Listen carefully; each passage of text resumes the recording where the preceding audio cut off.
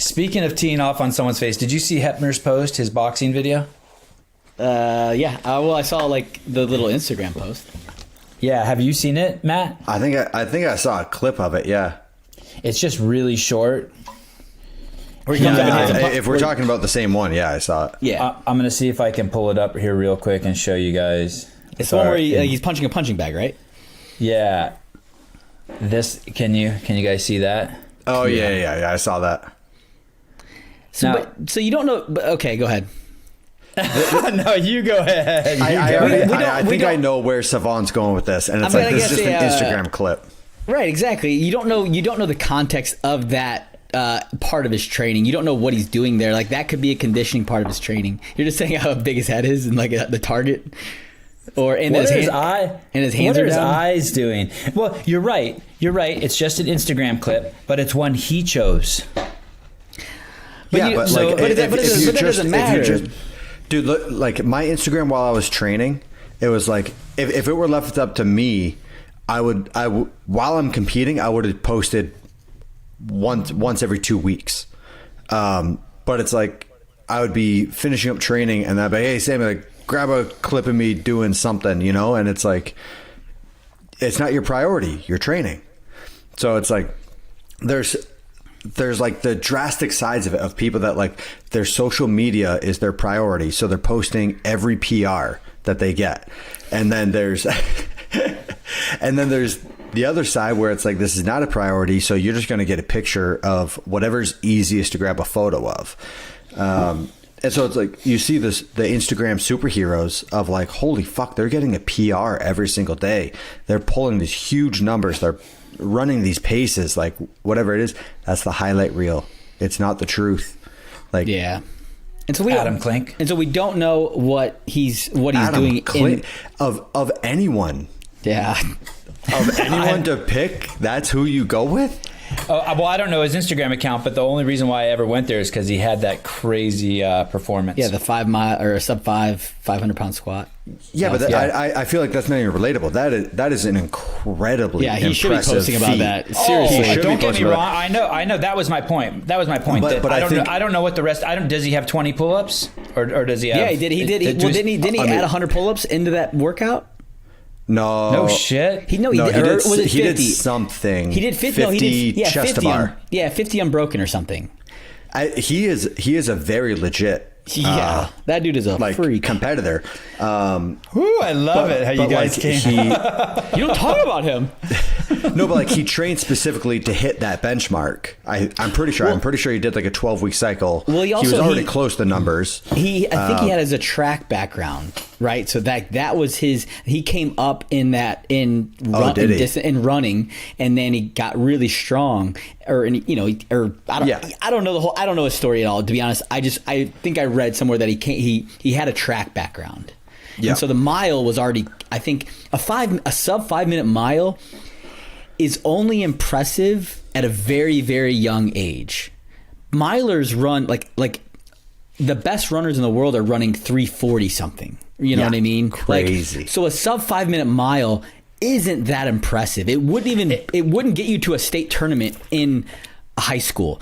But the fact that how many sub 5 minute milers do you know? That's what I'm saying. Let me finish my personally. Okay. And so, but the fact that he could do a sub 5 minute mile and back squat 500 pounds in the same day is insanely athletic. It shows insane athleticism. And so I agree. It's the same as a 500-pound back squat. That won't get you any recognition on the world scene of weightlifting. Not even close. Yeah. But the fact you find me a weightlifter that back squats 500 and they're not coming close. I'm sure there's going to be one or two, and I'm sure they'll tell me, like, oh, you're fucking idiot. In the comments. They'll let me know. Sure. Either one of those things on their own is not that impressive if you're in that specific sport. But when you combine the two, not only in the same day, back to back. What's more impressive, a 500-pound back squat or a sub 5 minute mile? I don't think it's not. I don't think either of them are very impressive. Like Matt just said, standalone. That's neither of them are very impressive. I'd say not impressive for people in that sport. Yeah, exactly. Right. Do you know anyone personally who can run a sub 5 minute mile? Do either of you guys know anyone personally? I know, I probably could name 3. Wow. But they're all runners. That's what they did. Right, They ran. I know. Yeah. I know a guy who ran sub 4s. Holy shit. And I want to say he was one of the first guys. His name's Jordan McNamara. He was an extreme endurance athlete, and I just met him through the supplement company that I work with. But I want to say he ran 2 sub 4s in back-to-back weeks or something like that. It was something really impressive. Yeah, that's crazy. Matt, are you afraid that you're going to get an idea like that and try to pursue it? Like, what if that got in your head that you wanted to break the 5 minute mile? Would you be fucked? Like, does that kind of shit? I bet Matt's pretty close. I bet you're pretty close, right? So this is one of those things where I never want to say if I tried, I would have done it. I hate it when people do that. If I wanted to be a doctor, I could have been. It's like, but you fucking didn't. So shut your mouth. Right. The only thing that's close is hand grenades and horseshoes. Through the last couple years of training while I was competing, I took my paces off a sub 5 minute mile, or 5 minutes even. But I just never tested it. You never. The one and only time I tested my mile was when I first started working with Henshaw. And this is 2013, 2014.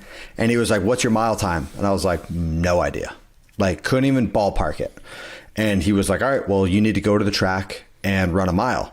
And this is middle of winter in Vermont.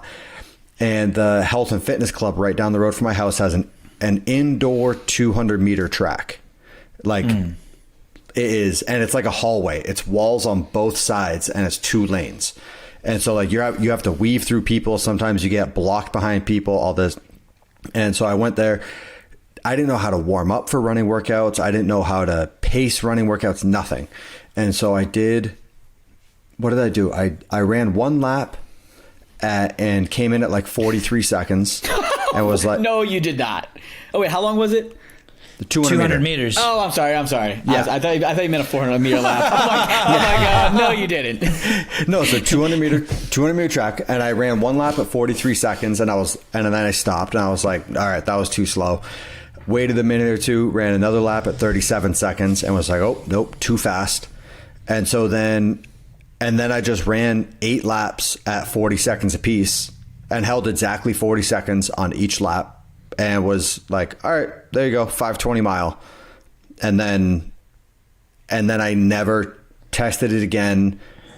In 2013 you were running a 5:20 mile? Yeah. But you did awful in the 14 running.